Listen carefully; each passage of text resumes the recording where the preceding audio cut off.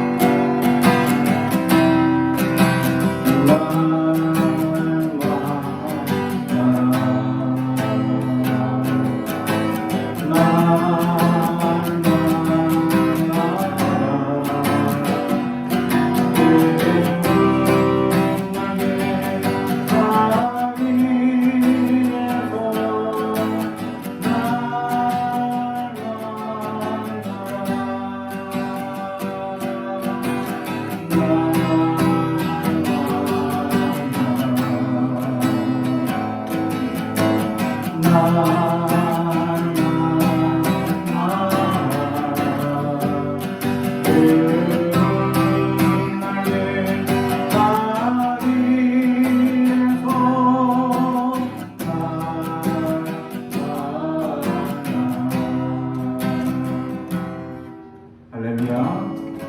나의 아버지 그거로 찬양합니다. 나의 아버지 그거로 나를 생명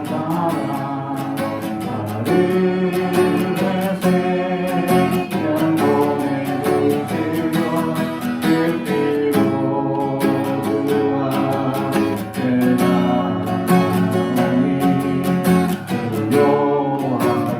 구원하소서.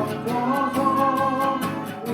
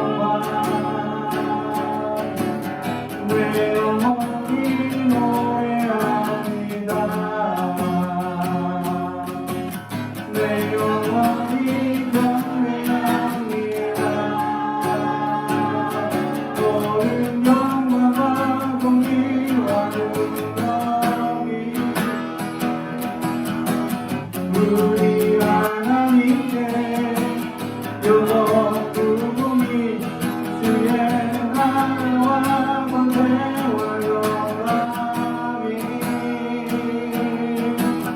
우리 아버지께 영원히 모든 영광과 존귀와 능력이 우리 하나님께 영원 부흥이 주의 나라와 권세와 영광이 우리 아버지께 영원히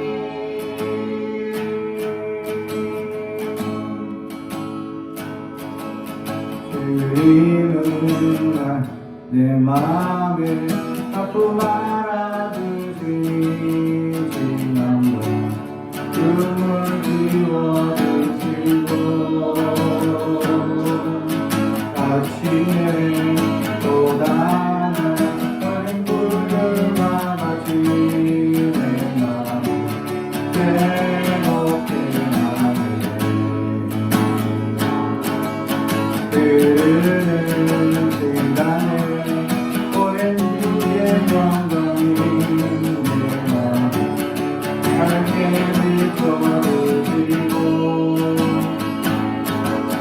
온 땅과 모든 산보다 저에게 적은 주님 산거리 주를 찬양하네 주님은 거친 바람이 손으로 굳게 잡아주시네 주님께 맡긴 인생의 여정 기쁨의 날 주시네 주님은 거친 바람이 나의 손으로 굳게 잡아주시네 주님께 맡긴 인생의 여정 부르마그 기쁨의 날 주시네 할렐루야. 오늘 우리에게 주신 하나님의 말씀은 마태복음 14장 13절에서 21절까지 말씀입니다.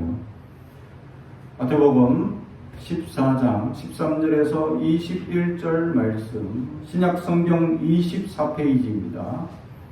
하나님의 말씀을 봉독하겠습니다. 하나님의 말씀을 경청해 주시기 바랍니다. 예수께서 들으시고 배를 타고 떠나서 따로 빈들에 가시니 무리가 듣고 여러 고을로부터 걸어서 따라간지라. 예수께서 나오사 큰 무리를 보시고 불쌍히 여기사 그 중에 있는 병자를 고쳐주시니라. 저녁이 되매 제자들이 나와 이르되 이곳은 빈들이요 때도 이미 저물었으니 무리를 보내어 마을에 들어가 먹을 것을 사 먹게 하소서.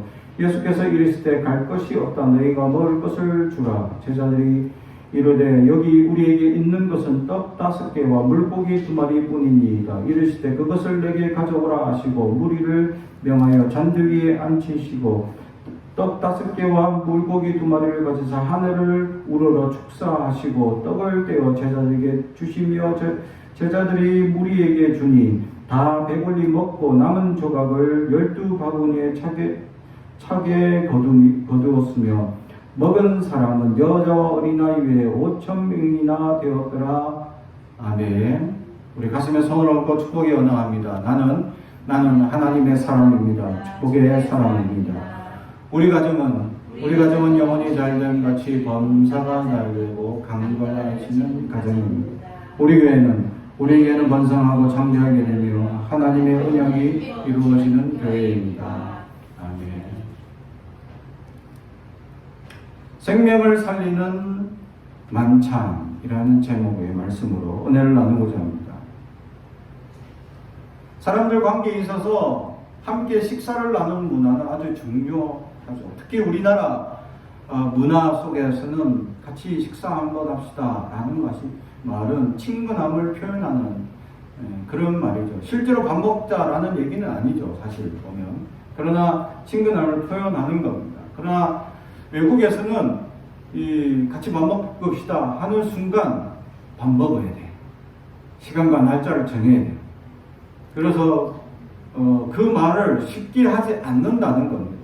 그에 반해 우리나라 의 문화 속에는 같이 식사 한번 합시다 라는 말이 친근함과 가까움을 표시하는 거죠. 그래서 쉽게 약속을 잡지는 않지만 언젠가 만나게 되는 같이 식사할 수 있는 그런 가까운 사이다 라는 증거가 나타나는 모습입니다.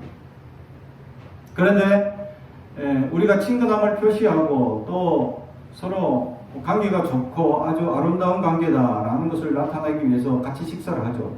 친구들 간에 또는 가까운 사람들, 지인들 간에 같이 식사를 합니다.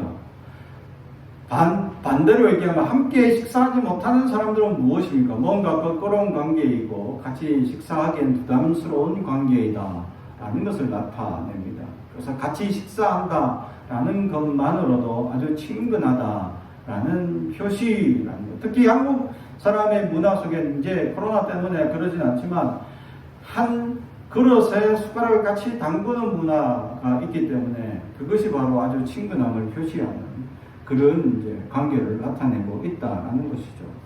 그러한 문화 속에서 사람들이 서로 함께 식사를 나눈다라는 것이 그만큼 가깝고 더 가까워지고 싶고 또 친근하다는 표시죠. 제가 어느 교회에 있을 때 어느 집사님이 한번 목사님은 다른 분들하고 식사를 많이 하시더라. 특히 목사님이 많이 사시던데 왜 우리는 안 사주세요? 하고 불평하는 어느 집사님을 봤습니다. 제가 안 사는 이유가 있죠. 왜 안 살까요? 안 가까우니까. 첫 번째. 또 가깝고 싶지 않으니까.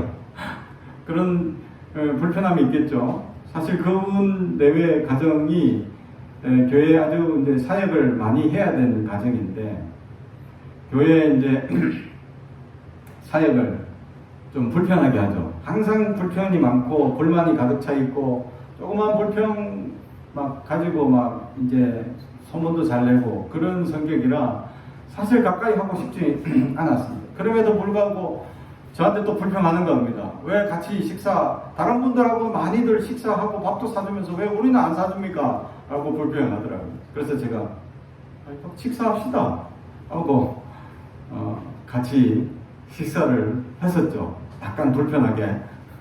편안하진 않지만.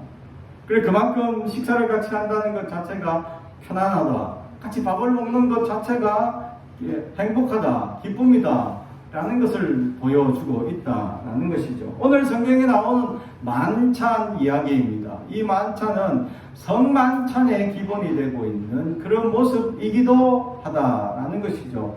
하나님께서 그 음식을 하늘에 축사하시고 그 다음에 사람들에게 나눠주기 시작한다라는 것입니다. 이것이 바로 성만찬의 기초이기 때문입니다. 다시 말해서 우리가 성만찬을 맞이할 때 하나님의 놀라운 기적이 이루어지고 하나님을 경험하는 놀라운 역사가 이루어진다라는 사실입니다. 그러므로 우리는 함께 식사를 나누는 그 공동체가 얼마나 중요하냐라는 것을 보여줍니다. 그래서 교회 안에서는 우리는 원래 식탁 공동체가 늘 있었죠. 최근에 코로나 때문에 하지 못하는 이제 어려움이 생겼지만 식탁 공동체라는 것만으로도 함께 같이 먹는다라는 것만으로도 식구가 되는 겁니다. 같이 밥을 먹는다라는 뜻이죠. 그런 의미에서 가족 공동체처럼 교회의 공동체가 아주 긴밀하고 서로 사랑을 나누는 아름다운 공동체가 될 수 있다라는 증거를 보여주고 있다라는 거죠. 그 만찬을 하기 전에 먼저 우리가 짚고 넘어가야 할 부분이 있습니다. 오늘 성경에 보면 13절에 예수께서 들으시고 배를 타고 떠나사 따로 빈들에 가시니 많은 무리들이 따른다라는 얘기를 듣고 한적한 빈들로 찾아가셨다라는 사실이고 그 많은 사람들이 이제 수용할 수 있는 장소 그것이 빈들인데 하필 빈들이었다는 것이죠. 예수님께서는 빈들을 참 좋아하셨습니다. 왜냐하면 한적한 곳이 다 빈들이었기 때문이죠. 하나님께서 기도하는 곳이었기도 하고 하나님을 만나는 장소이기도 했다는 것이죠. 우리가 우리의 삶에 있어서 빈들이 있어야 한다라는 반증을 보여줍니다. 다시 말해 하나님을 만나는 장소, 하나님을 만나는 삶의 장소가 있어야 한다라는 것이죠. 빈들은 무엇을 의미하느냐라는 것입니다. 하나님을 만나기 위해서 조건이 갖춰 있어야 되는데 첫 번째는 사회적 내가 연결된 모든 고리가 끊어진 장소라는 겁니다. 친구들도 만나지 않고 또 사람들과 연결고리가 쉽게 되지 않는 장소가 바로 빈들입니다. 사실 현대를 살아가는 많은 사람들이 이렇게 빈들에 취할 수 있느냐? 없습니다. 쉽게 말해 요즘은 핸드폰 하나만 가지고도 세계를 소통하는 세상이기 때문이죠. 그래서 우리가 이제 빈들을 주님과 만나기 위해서는 우리 주변에 있는 모든 것을 내려놓고 나가야 할 장소가 필요하다는 것이죠. 그 장소는 바로 기도하는 곳, 말씀을 보는 곳, 하나님을 만나는 곳이 필요하다는 것입니다. 예수님께서는 주기적으로 빈들로 가시고 한적한 곳을 찾으러 가셨습니다. 사람들과의 만남에 이 수많은 이 피곤함, 또 여러 사람들과 소통의 어려움으로 괴로움, 여러 가지 또 바리새인들과 사두개인들이 예수님을 약점을 찾기 위해서 자꾸 쫓아오면서 엉뚱한 질문을 던지는 그런 상황들을 얼마나 피곤하고 얼마나 굉장히 어려운 상황인가를 보여줍니다. 그때마다 주님은 우리가 생각할 때는 좀 쉬어야 하는데 그렇지 않고 한적한 곳에 가서 하나님께 기도하더라.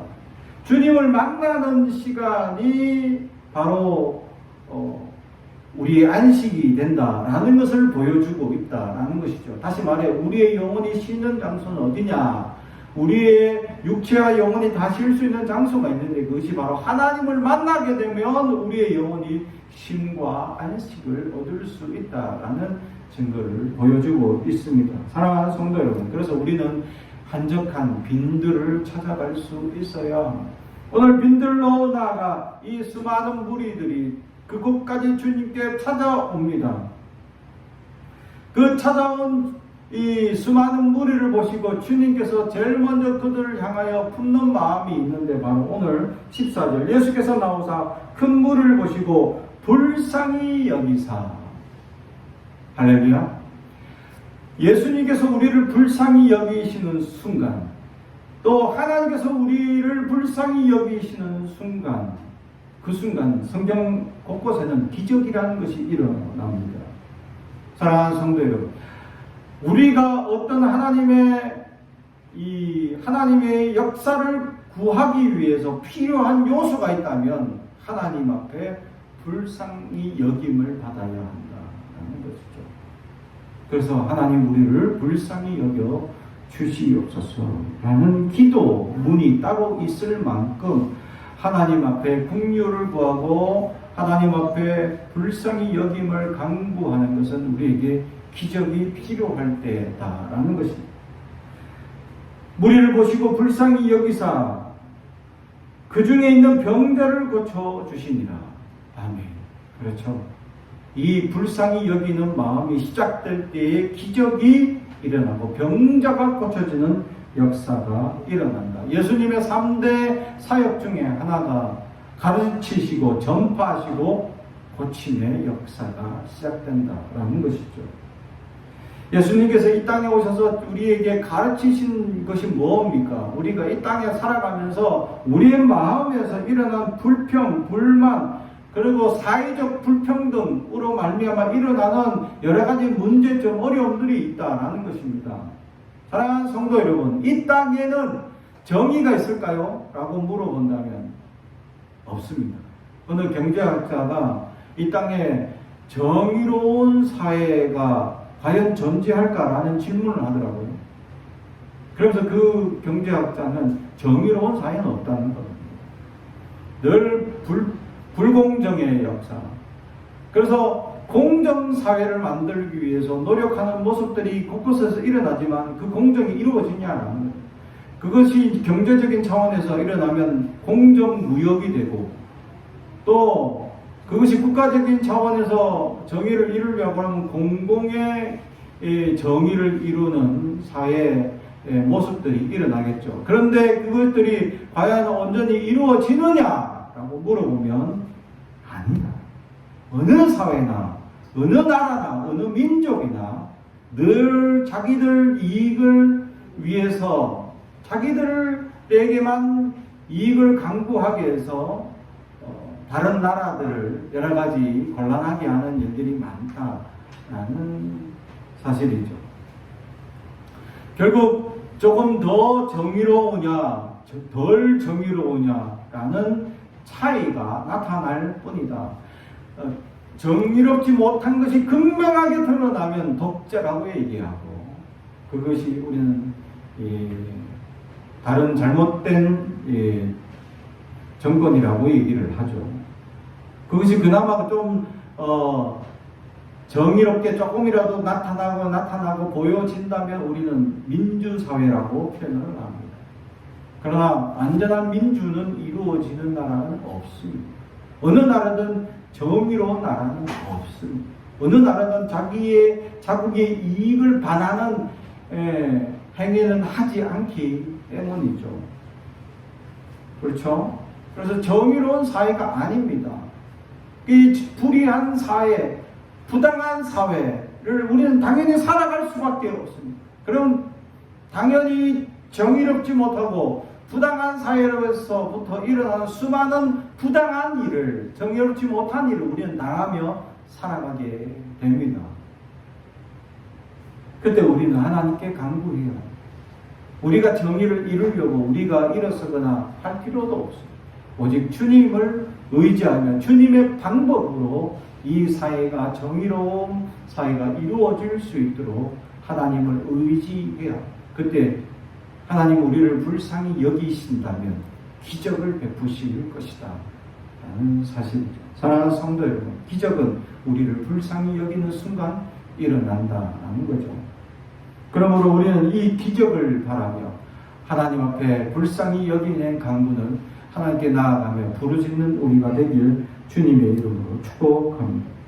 세 번째, 오늘 주님께서 이 만찬을 이루시는 이제 시작점에 있습니다. 시작점에 있어서 첫 번째는 빈들을 향하셨고, 두 번째는 그들을 모인 무리를 향하여 불쌍히 여기시고 그들에게 기적을 베푸시는 역사가 일어나고 있었다라는 사실입니다.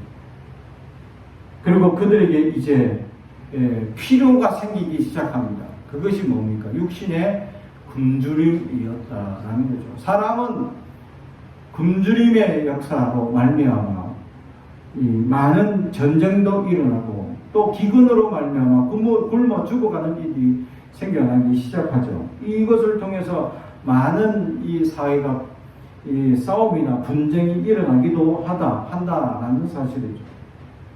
이때 예수님께서 제자들에게 하시는 말씀이 있습니다. 또한 제자들이 먼저 예수님께 구하는 내용이 있습니다. 그것이 먼저 제자들이 하는 말이 뭔지를 우리 알아야 해요. 이것이 보통 우리가 사람들이 생각하는 일상적인 이야기이기 때문입니다. 저들이 굶주려 있는 상황을 봤다는 겁니다. 첫 번째. 그는 그렇게 굶주려 있는 상황을 볼 수 있는 시각이 있었다라는 사실이죠. 그건 일반적인 모든 사람의 시각이었습니다. 그리고 일반적인 사람의 시각에서 조금 더 나은 뜻을 또 나은 생각을 하려고 노력했을 것입니다. 그 최선의 방법이 뭘까라는 거죠. 굶주려 있는 사람들의 최선의 방법은 저들을 마을로 돌려보내서 먹을 것을 사 먹게 하는 것이 보통 사람들이 생각하는 방법이었고 보통 사람들이 생각할 수 있는 최선의 선택이었다라는 것입니다. 우리가 선택할 수 있는 방법, 지금 우리에게 있는 재물도 없고 넉넉하지 못하고 음식도 넉넉하지 못하니까 그래서 우리가 선택할 수 있는 방법은 저들을 돌려보내는 겁니다. 그런데 여기서 강조하고 있는 우리가 먼저 이전에 어떤 일이 있었는지 잊어버린 사건이 있었습니다. 바로 직전에 무엇이 있었나라는 거죠. 바로 기적이 일어났습니다. 병자들이 고쳐지는 기적을 지금 눈앞에서 봤습니다. 다른 말로 하면 은혜 받았습니다. 다른 말로 하면 하나님의 말씀의 찬양을 통해 또는 여러 가지 역사를 통해 하나님의 은혜를 경험했습니다. 그런데도 불구하고 여전히 우리의 생각은 인간적인 생각에 머물러 있다라는 사실이죠. 그래서 깨어있는다라는 말이 얼마나 중요하냐라는 거예요. 기적을 체험했고 하나님의 놀라운 역사가 지금 병자가 고쳐지는 역사를 바라봤는데도 불구하고 제자들 입에서는 주님 우리가 어떻게 해야 될까요? 이 질문이 아니었습니다. 아니면 기적을 경험한 사람들 주님만 믿습니다 라고 얘기를 하고 한마디 하는 제자가 없었다는 거죠. 다 인간적인 생각에 머물러요. 자기들이 할 수 있는 방법을 강구한 거죠. 그것이 돌려보내서 사먹게 하는 것이었다. 기적을 경험했음에도 불구하고 끝까지 인간적인 생각을 강구하는 겁니다. 우리는 믿음이 있다 하면서도 여전히 인간적인 방법만 강구합니다. 그래서 세속적인 것을 계속 강구하죠. 물질만 채워주시면, 명예만 채워주시면, 성공만 시켜주시면 라고 세상 사람들이 구하는 방법과 똑같이 우리는 인간적인 생각만 강구합니다. 하나님의 뜻이 어디 있는지 물어보지도 않고 하나님의 역사가 어떻게 역사할지 우리는 궁금해하지도 않습니다. 오로지 내 생각에만 집중하고 하나님의 뜻을 거슬러 말하고 있습니다. 기적을 체험한 사람들이 기적을 보고 바로 한두 명이 나은 것도 아닙니다. 무리라고 얘기했으면 얼마나 많은 사람이 나았습니까? 바로 코앞에서 기적들이 죽어가는 사람들로 살아나고 일어나고 병자들이 다 고쳐졌는데 이야 이 정도 역사를 봤다면 할렐루야 하고 모든 것을 하나님께 의지해야 되는데 먹는 것은 아니다 라고 우리가 한계를 꺼놓습니다. 우리가 살아가면서 한계를 꺼놓는 상황들이 너무 많다. 믿음의 사람들은 한계가 없습니다. 사람이 하려고 하면 한계가 많죠. 사람이 하려고 하면 한계가 너무 많습니다. 그러나 하나님이 하시면 한계가 없는 것을 코앞에 보고서도 여전히 사람들은 인간적인 생각에 머물러 있다라는 거죠. 나는 믿음이 있습니다. 믿음을 가지고 있습니다. 하면서 믿음의 강구와 하나님이 하시는 역사를 생각지도 못하고 여전히 인간적인 생각과 인간적인 방법만 강구하며 살아가서는 안 된다라는 것이죠. 사랑하는 성도 여러분, 여전히 인간적인 방법을 강구하고 있습니다. 여전히 물질만 채워지면 뭔가 다 될 것 같습니까? 뭔가 지금 당장 문제가 해결되어지면 뭔가 다 이루어진 것 같이 착각하고 있지는 않습니까? 하나님의 방법, 하나님의 뜻이 어디 있는지 물어볼 줄 모르고 여전히 내 생각만 하나님께 부르짖고 있지는 아니야. 여전히 육신의 것들로 가득 차 있는 연약한 삶으로 살아가고 있지는 아니야. 여전히 은혜 받았다고 하는 사람들, 믿음이 있다고 하는 사람들, 여전히 그렇게 인습에 매여 살아가고 있다라는 것이죠. 그런 제자들을 향하여 주님은 일침을 가합니다. 16절 갈 것 없다. 너희가 먹을 것을 주라. 할렐루야. 너희가 먹을 것을 주라. 제자들은 이때 다른 복음서에서는 어떻게 얘기합니까? 아니 우리가 가진 것도 없고 돈도 모자랍니다. 라고 변명합니다. 갈 것 없다. 너희가 먹을 것을 주라. 그리고 17절 제자들이 이르되 여기 우리에게 있는 것은 떡 5개와 물고기 2마리 뿐이니이다. 이 말 속에 나타나는 뉘앙스가 뭡니까? 안 된다는 거. 안 돼. 아니 예수님이 지금 말씀하고 있는데 이것뿐인데요? 아예 안 돼요. 라고 부정적으로 지금 예수님께 얘기해요. 근데 부정이 가득 차 있고 여전히 안 된다고 생각하는 인성에 매여 있고 인간적인 생각으로 가득 차 있는 그들을 향하여 주님께서는 그것을 내게로 가져오라고 18절로 우리에게 말씀합니다. 그것을 내게로 가져오라. 다시 말하면 우리의 온 몸과 마음을 주님께 드리면, 내 온 몸과 마음을 주님께 드리면 5,000명이 남고도 넘치는 기적이 일어나게 된다. 할렐루야. 내 자신을 드릴 수 있어야. 사랑하는 성도 여러분, 우리는 우리의 자신을 완전히 하나님께 드리지 못하고 여전히 인습에 매여 있고 인간적인 생각에 매여 있어서 여전히 인간적으로 생각하고 여전히 인간적으로 해결을 하려고 여전히 인간적인 생각에 머물러 있는 연약한 사람들의 모습을 나타내고 있지는 아니야. 오늘 성경은 믿음이 있다면 이것을 벗어나라고 말씀하고 있습니다. 이것을 벗어날 수 있음을 얘기합니다. 왜냐하면 우리가 하는 것이 아니라 주님이 하실 것이다. 그래서 누구 이름으로 간구합니다. 예수님 이름으로 기도하고 간구하면 예수님이 움직이시고 역사하실 것이기 때문이죠. 그리고 그 있는 것, 그것을 가져오라. 내가 지금 가진 게 뭡니까? 내가 가지고 있는 우리의 몸을, 우리의 생각을, 우리의 마음을, 우리의 온 것을 주님께 드릴 수 있어야 한다 하는 거죠. 그러면 하나님이 기적을 베푸시고도 남는다. 주님은 남게 하시는 분이에요. 은혜를 어떻게 주시느냐? 넘치게 주십니다. 하나님은 인색한 분이 아니시다. 딱 인원수 세려가지고 몇 개만 딱 준비합시다. 그렇게 해서 몇 개만 딱 준비하고 끝이 아니라는 거예요. 항상 넘치게 준비하시고 넘치게 우리에게 은혜를 베푸십니다. 그리고 우리의 방법이 아니라 우리의 뜻이 아니라 우리가 생각지도 못하는 놀라운 역사로 기적을 베풀어 주시더라. 결국 이들에게 오늘 베푼 만찬으로 이 수많은 사람, 5,000명, 남자의 개수만 5,000명입니다. 그 수많은 사람들이 오늘 살아나게 됩니다. 할렐루야. 주님께서는 오늘 성경을 통해서 영혼도 치유하고 육신도 회복시켜 주셨다라는 사실이죠. 제가 지난주 넷플릭스에서 나온 어떤 영상을 봤는데 어느 한 신부님이 아프리카에서 선교를 하시는데 학교도 만들고 또